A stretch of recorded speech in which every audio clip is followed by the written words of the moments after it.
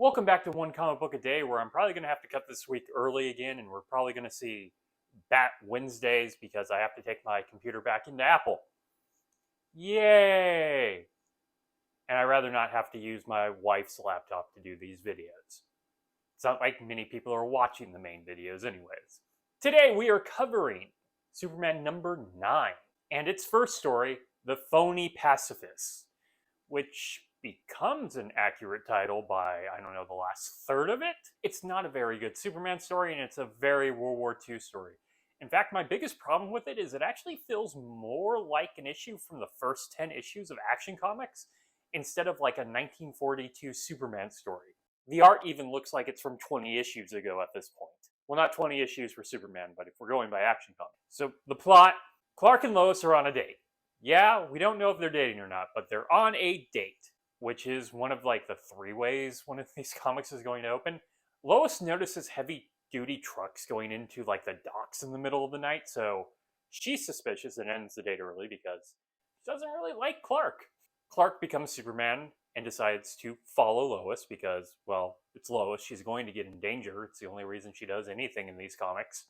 And sure enough, she finds that there is the 5th column who were in the last Superman issue, though I don't recall them being called the 5th column. They're a terrorist group pro the European powers, not exactly named Nazis or say the Axes yet in the comic. We're being very vague about who we're fighting.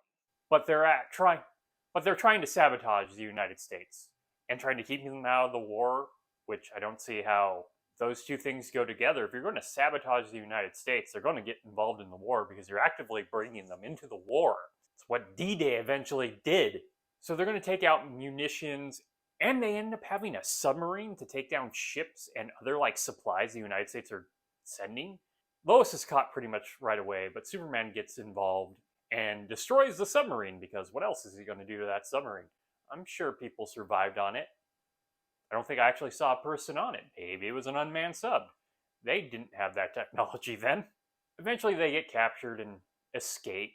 As Superman, he follows the leader to Senator Gal's house, where the leader of the 5th column and the other 5th columnists, though leader of the 5th column is straining it because we'll meet many members of the 5th column.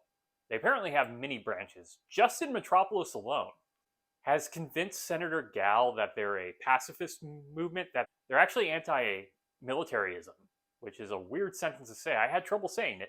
Gal is supportive, but as soon as he leaves, they start having conversations about how this is all a ploy.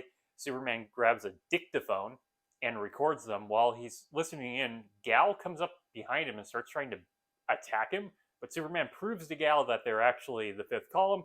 Gal immediately rushes into the room to beat them up. Man, there's a lot of United States propaganda in this. This senator truly loves the United States and is willing to fight, the terrorists for it. And not how, like, a senator would actually get involved with, the first question being, how much money are you willing to pay me? They're defeated. Superman flies around. This basically is just a mob story in a way, in the sense that it's just Superman going from one problem to the next problem, fixing them, except none of the problems are an escalation. They're all just at the same level, and Superman's going through the motions. Yeah, I keep saying that. And in the end, as a lot of these stories seem to end, Lois is surprised that Clark has already written the story and doesn't know how he gets his information. Because he's Superman, Lois. He's Superman. Maybe he should have done some investigating after like the 3rd or 4th time he pulled this stunt. He's not good at hiding the secret. And that's it from the first story, The Phony Pacifists and Superman number 9. If you enjoyed this video, please like and subscribe. Hit the bell icon to get notifications when a new video goes up. I do this Monday through Friday, except not this week. And Fridays is usually Bat Friday, where I either cover Batman or a Detective Comics Batman story. Though that's going to happen tomorrow. And until next time, let us ponder the question, whatever did happen to the Man of Tomorrow? Also, I'm pretty sure the 5th column was never actually named in the 5th column story, other than their names being the 5th column. So that's kind of a plot hole, or a non sequitur. Goodbye, everybody.